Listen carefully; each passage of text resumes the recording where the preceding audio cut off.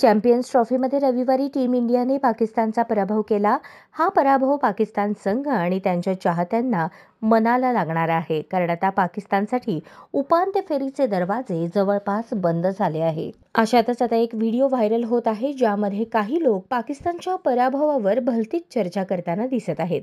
या दरम्यान एका व्यक्तीने असा दावा केला की टीम इंडियाने काहीतरी जादूटोणा करून पाकिस्तानवर विजय मिळवला आहे।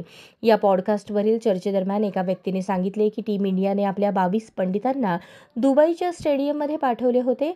पाकिस्तानच्या प्रत्येक खेळाडूसाठी 2 पंडित ठेवण्यात आल्याचा दावा करण्यात आला आहे, जे जादूटोणा करत होते।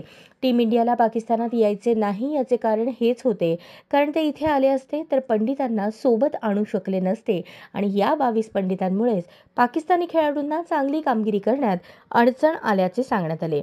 या पॉडकास्टची चर्चा इथेच थांबली नाही। आतल्या बातम्यांचा हवाला देत एका व्यक्तीने सांगितले की सामन्याच्या 1 दिवस आधी भारताने 7 पंडितांना मैदानात उतरवले होते, तोपर्यंत भारतीय संघ मैदानात पोहोचला नव्हता। पंडितांनी केलेल्या जादूटोण्यानंतरच टीम इंडियाला मैदानात आणल्याचेही सांगण्यात आले। अशाच नवनवीन अपडेटसाठी जनता राज्य न्यूज चॅनलला सबस्क्राईब करा, लाईक करा आणि शेअर करायला विसरू नका।